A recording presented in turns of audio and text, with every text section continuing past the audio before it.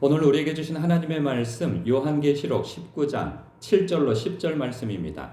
생명샘가 12월 19일 금요일 말씀 어린 양의 혼인잔치 함께 읽겠습니다. 우리가 즐거워하고 크게 기뻐하며 그에게 영광을 돌리세. 어린 양의 혼인 기약이 이르렀고 그의 아내가 자신을 준비하였으므로 그에게 빛나고 깨끗한 세마포 옷을 입도록 허락하셨으니 이 세마포 옷은 성도들의 옳은 행실이로다 하더라. 천사가 내게 말하기를 기록하라. 어린 양의 혼인잔치에 청함을 받은 자들은 복이 있도다 하고 또 내게 말하되 이것은 하나님이 참되신 말씀이라 하기로 내가 그 발 앞에 엎드려 경배하려 하니 그가 나에게 말하기를 나는 너와 및 예수의 증언을 받은 내 형제들과 같이 된 종이니 삼가 그리하지 말고 오직 하나님께 경배하라. 예수의 증언은 예언의 영이라 하더라. 아멘. 신약 성경에 보면 우리 주님과 성도의 친밀한 관계를 비유하는 여러 내용들이 있어요. 양과 목자, 왕과 백성, 포도나무와 가지, 그리고 뭐 아버지와 아들, 뭐 여러 그 비유가 있는데 그 가운데에서 가장 친밀한 관계로 본다면 신랑과 신부 관계라는 거죠. 신랑은 우리 주 예수 그리스도이고 신부는 성도라 볼 수 있는 거예요. 오늘 말씀 속에서도 성도가 바로 그 신부임을 드러내주고 있어요. 그래서 7절부터 보면 우리가 즐거워하고 크게 기뻐하며 그에게 영광을 돌리세 그러고 또 9절에 보면 어린 양의 혼인잔치에 청함을 받은 자들은 복이 있도다. 그런데 어린 양의 혼인잔치에 청함을 받은 자들은 혼인잔치에 손님으로 온 것이 아니고 신부로서 왔다고 하는 이야기를 하고 있는 것이죠. 그래서 7절의 그 하반절에 보면 어린 양의 혼인 기약이 이르렀고 그의 아내가 자신을 준비하였다. 그러니까 어린 양은 예수 그리스도임을 우리는 다 알고 있고 그의 아내가 자신을 준비하였다고 하는데 8절에 그 아내가 누구인가에 대해서 이렇게 어필하고 있죠. 그에게 빛나고 깨끗한 세마포 옷을 입도록 허락하셨으니 이 세마포 옷은 성도들의 옳은 행실이로다. 그러니까 성도들의 옳은 행실로서 세마포 옷을 입었는데 그 신부가 누구다? 성도들이라 하는 거죠. 좀 크게 표현하면 교회라 이리 표현하고 있는 거예요. 그러니까 우리는 예수님과 혼인관계, 예수 그리스도를 믿는다고 하는 것은 혼인관계를 약속한 그런 관계라는 거죠. 그러니까 약혼했다고 하는 거예요. 그럼 진정한 결혼식은 언제 있는가? 주님이 재림하실 때 우리가 주님과 온전한 연합을 이루게 되어지는 그때가 되어진다는 것이죠. 그러면 우리가 주님과 예수를 믿는다고 하는 것은 주님과 혼인관계, 즉 약혼관계를 맺었다고 하는 것인데 약혼은 곧 결혼을 약속한 관계라고 하는 것이잖아요. 그때 신부가 준비해야 될 것이 무엇이겠어요? 순결함이겠죠. 순결함. 약혼을 했는데 이 남자 저 남자 만나고 돌아다닌다고 한다면 이거 큰 문제인 것이죠. 근데 오늘날은 그 순결성에 대해서 굉장히 희박한 그 문화와 그런 세상을 살아가고 있으니 심지어는 결혼한 관계임에도 불구하고 애인을 두고 있다는 것이 무슨 대단한 관계력을 가지고 있고 그리고 그 어떤 신문화와 선진 문화를 살아가고 있다고 하는 증거라고 하는 식의 그런 유행이 한때 있었는데 지금도 있는지 모르겠어요. 예, 그 별일들이 다 있죠. 그러니까 세상 속에서는 그러나 그 말도 안 되는 소리인 거죠. 아무리 무슨 선진 문화가 그런 것이 선진 문화가 될 수는 없는 것이죠. 그러나 이런 혼탁한 세상 가운데에서 자신을 지키는 것, 순결성을 가져야 한다는 것은 너무나도 그 약속 관계에 있어, 약혼 관계에 있어서는 중요한 것이죠. 뒤바꿔서 남편이 바람피고 돌아다닌다, 이건 뭐 누구도 받아들일 수 없는 것이고, 그 아내 될 사람이 바람피고 돌아다닌다, 이거 있을 수가 없는 거예요. 선진국에서도 보니까 그거 대판 싸우고 난리가 아니더라고요. 짐승이 아니고서야 그럴 수는 없는 것이죠. 지금까지 보았을 때 특징이 뭐냐? 큰 성 바벨론에서 살고 있는 그러한 거기에 목적을 두고 살고 있는 사람들은 다 음란하다라고 하는 특징이 있어요. 그 음란함은 하나님이 아는 다른 우상을 섬기는 것에 대하여서 음란함을 지적하고 있는 것이고, 또 하나 그 음란함의 특징은 무엇이냐?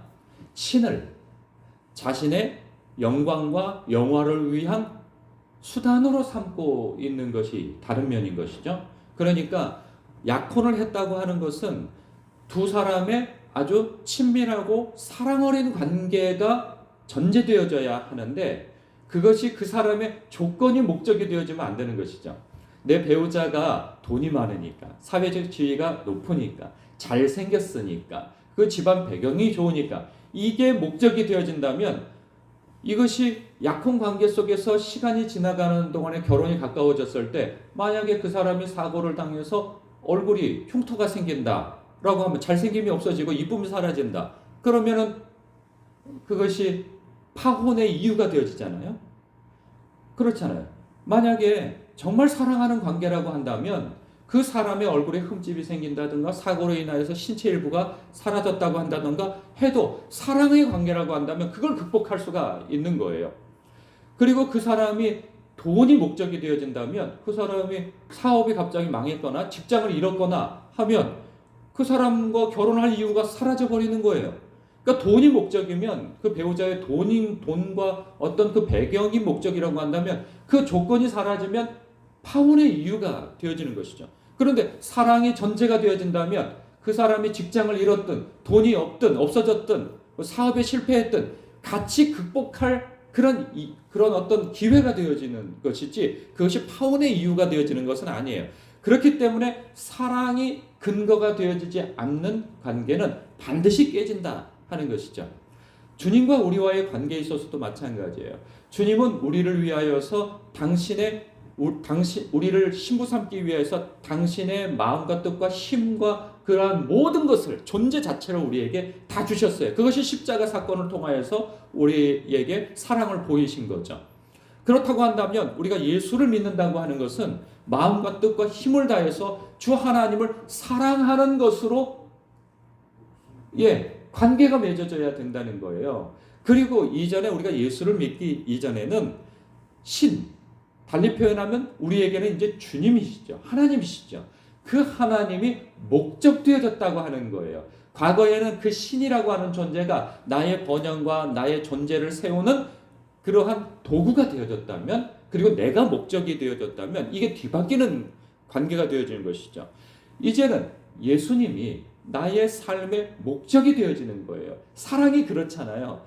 우리가 누군가를 사랑하기 이전까지는 내 자신이 가장 우선이에요. 그런데 놀랍게도 누군가를 사랑하게 되어지면 내가 두 번째가 되어져요. 그거 참 놀라워요. 하나님께서 그런 원리를 만들어 주셨어요. 내가 두 번째가 되어져요. 심지어는 내가 사랑하는 대상을 위해서 어떤 위험 요소가 있을 때는 대신 죽어줄 수도 있는 그러한 선택이 가능해진단 말이죠. 주님과의 관계는 바로 그런 관계라고 하는 거예요. 그래서 여기서 말하는 이 세마포 옷은 성도들의 옳은 행실이라고 할 때 그것이 뒤바뀐 관계라는 거예요. 이전에는 내가 목적이었다면, 그리고 신이 수단이었다고 한다면, 이제는 하나님이 나의 삶의 목적이요, 우리 예수님이 나의 삶의 목적이요, 나는 그 하나님의 영광과 주님의 몸된 교회를 위하여서 기꺼이 수단이 되겠다고 하는 마음가짐이 되어야 하는 것이죠. 그렇다고 한다면 그 사랑 속에서 모든 것이 균형을 잡고 바로 잡힐 수가 있는 거예요. 내가 여기서 보면은 오늘 그 적용점에 보면, 오늘 그리스도의 신부로 준비되는 성결한 삶으로 살기 위해 당신이 버려야 할 것과 붙들어야 할 것이 무엇인지 생각하고 기도합시다 할 때, 마음과 뜻과 힘을 다해서 내가 사랑하는 존재로서 우리 주님이라고 생각한다면 순서가 뭘 버려야 하고 무엇을 취하여야 하는지가 분명해지는 것이죠. 사랑하는 성도 여러분, 오늘도 그 사랑하는 주님께 여러분의 사랑의 그러한 관계를 확인하기 위해서는 중요한 거, 오늘 이 새벽에도 이 말씀을 듣고 난 이후에 주님과 대화를 하는 것입니다. 사랑하는 존재와 대화하지 않으면 그 관계는 깨져버립니다. 부부라 할지라도 대화가 단절되어지면 그 관계는 한 지붕 아래 사는 남남이 되어지는 것처럼 주님, 내가 교회를 수시로 들락날락 하는데도 주님과 친밀한 관계로서 마음을 나누지 못한다면, 대화로서 관계를 갖지 못한다면 그 관계는 한 지붕 아래, 즉 교회 안에서 내가 왔다 갔다 하지만 주님을 남남으로 여길 수 있게 되어지는 요소가 되어질 수 있는 것이죠. 이 시간에 주님과 친밀한 교제를 나누시며 여러분의 속에 있는 것을 주님께, 그 원통함이 있다면 그것을 주님 앞에 호소하고 말씀드리고, 우리의 어떤 간구 요소가 있다면 주님께 또 말씀드리고, 그러한 기도 시간이 되시길 주님의 이름으로 축복합니다. 기도하겠습니다.